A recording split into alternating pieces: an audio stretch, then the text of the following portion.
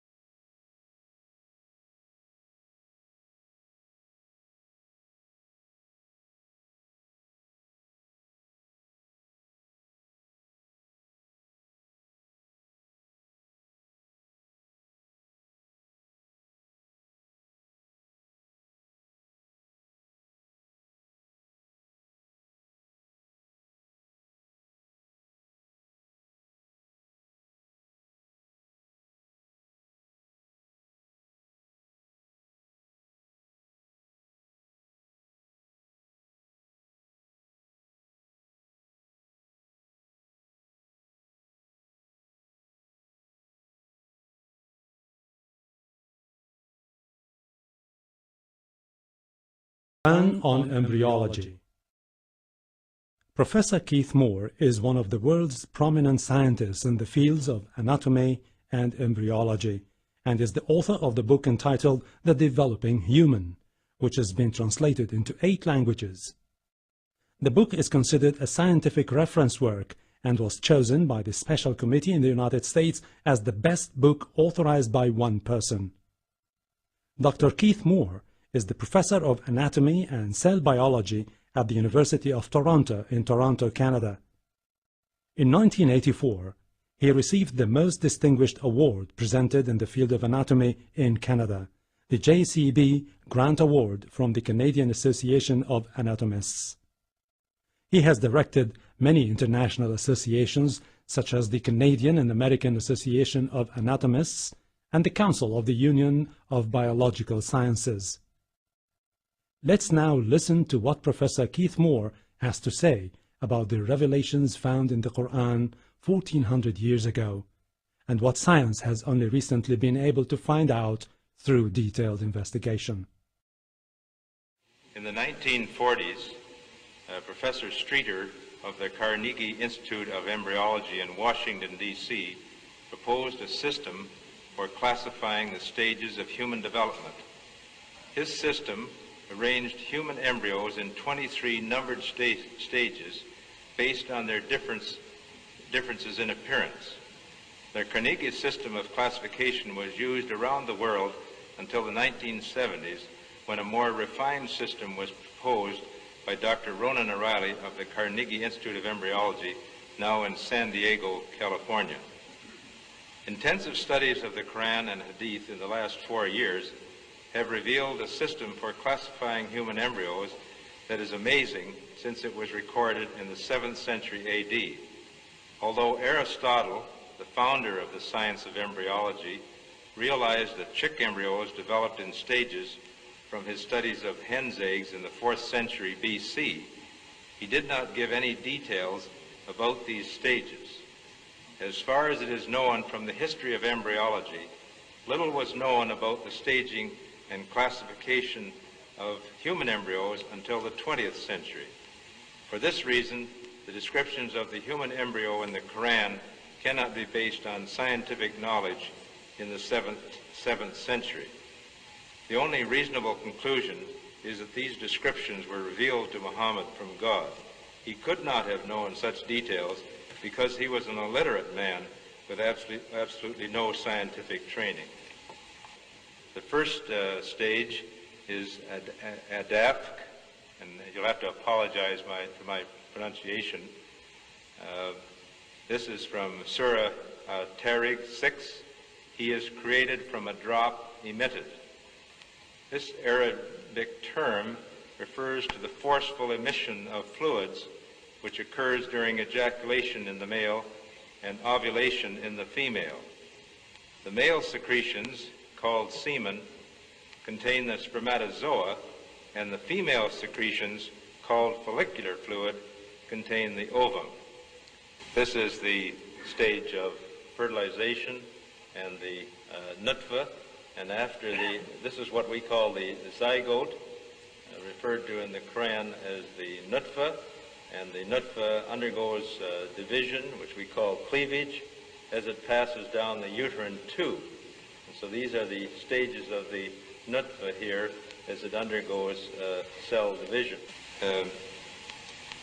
This term is used several times in the Quran when referring to the beginning of development. After examining all these references, it is concluded that nutfa refers to the small drop of fluid containing the sperm and the ovum. The term nutfa is also used to refer to the dividing zygote as it undergoes cleavage, cell division, and passes along the uterine tube to enter the uterus. This surah says, "Then he made his progeny from a quintessence of the nature of fluid despised."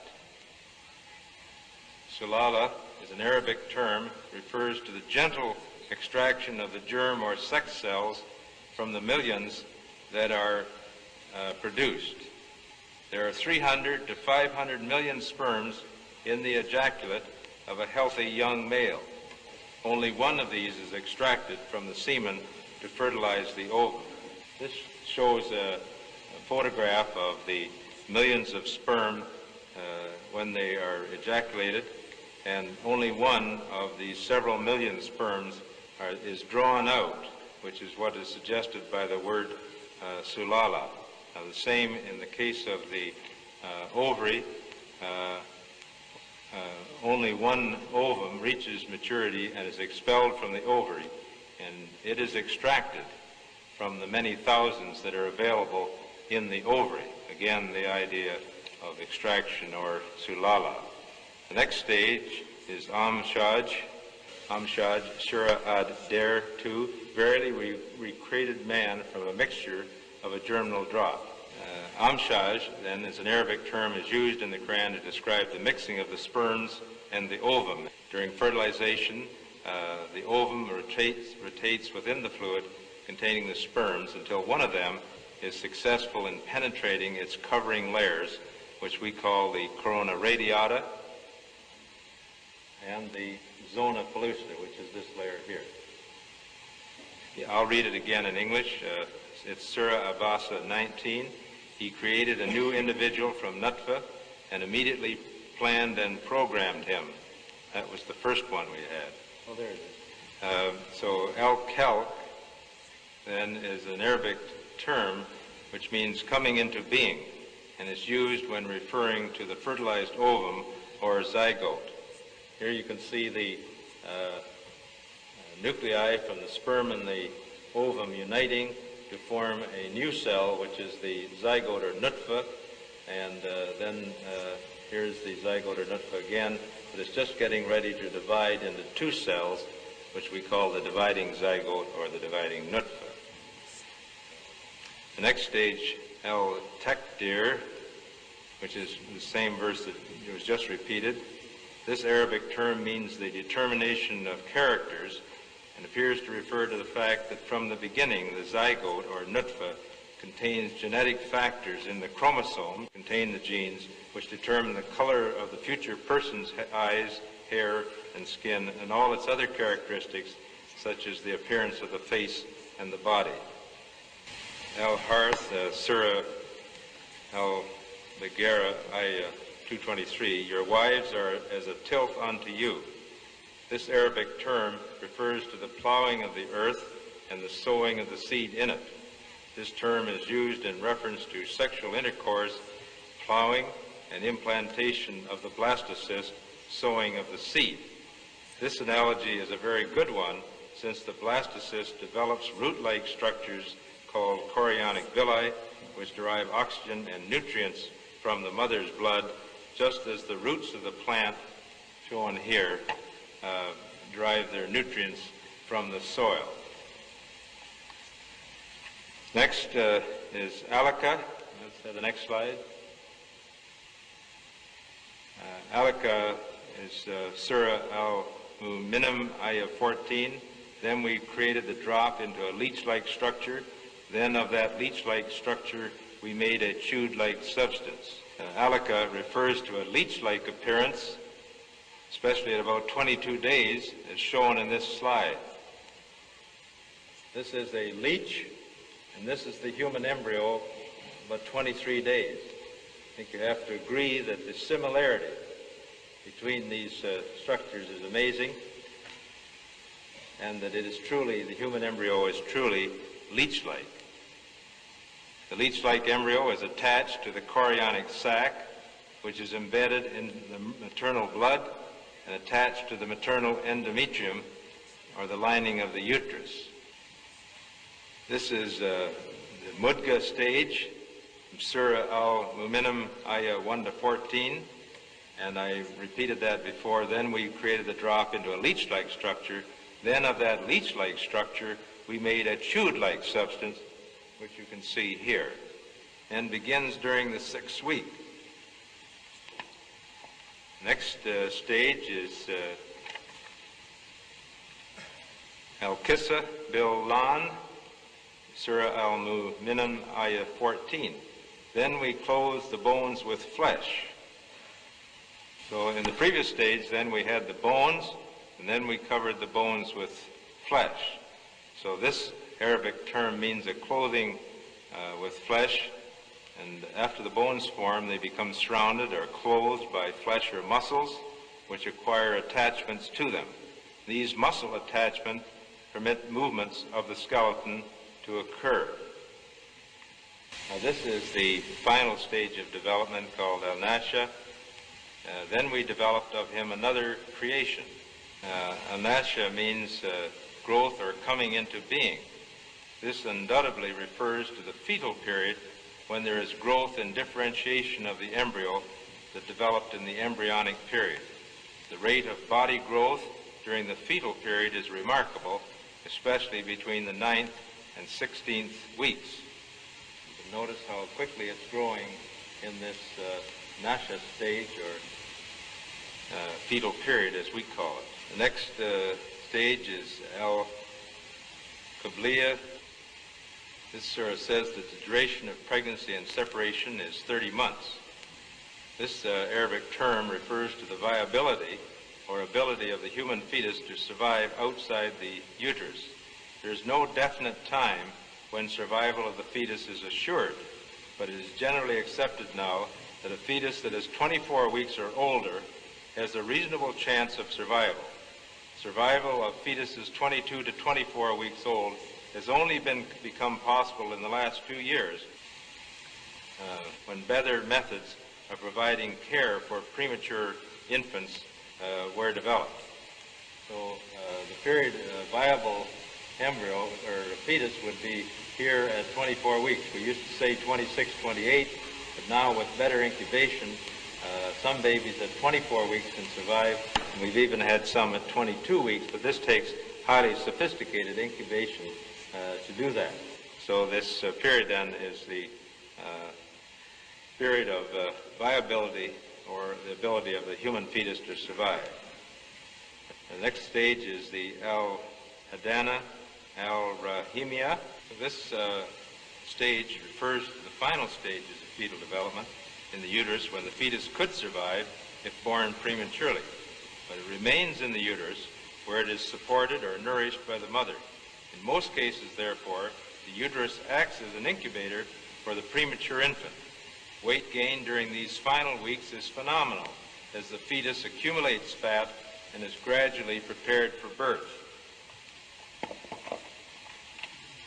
This last ayah is Surah Abasa, ayat 19 and 20. From a drop he created him and immediately planned and programmed him. Then he makes his passage easy. This Arabic term means to make the passage easy. It is well known that as the time of birth approaches, the maternal tissues of the cervix and the joints of the pelvis become looser so that the passage of the fetus through the fetal canal will be facilitated. This process, initiated by hormones in the mother's blood, accelerates during the early stages of labor or delivery of the baby. As the amniochorionic sac, that is the bag of waters surrounding the baby, expands near the time of birth, it protrudes into the cervix, that is the neck of the uterus, and causes it to dilate. When the amniochorionic sac ruptures, the amniotic fluid provides a slippery pathway for the fetus to pass along the cervix and vagina to the outside of its mother. All the above occurrences facilitate the birth of the baby, that is, they make the passage easy. The stages of embryonic and fetal development mentioned in the Quran should be used when teaching Muslim students because they are in accordance with our modern understanding of the development before birth. It will also enable Muslim doctors and nurses to explain human development to their patients using Quranic references.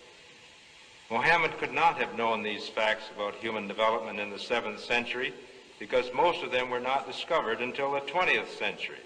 Muslims and others are justified in concluding that these facts could only have been revealed to Muhammad by the one who knows all about us, not only about how we developed, but how we live and function. So the large majority of the injured, the victims, are women, men and children, civilian. Among the killed, 25% of the killed are children and women.